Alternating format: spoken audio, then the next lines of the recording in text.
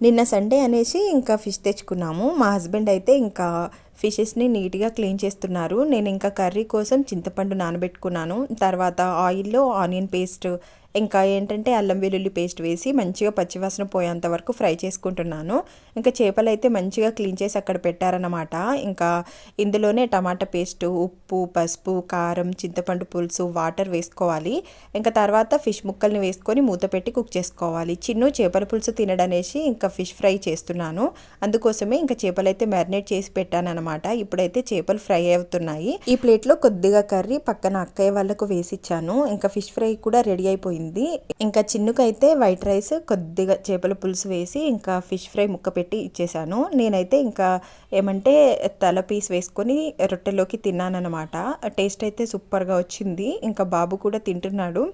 మీరు Sunday special ఏం చేసుకున్నారో కమెంట్ చేయండి. Okay, bye.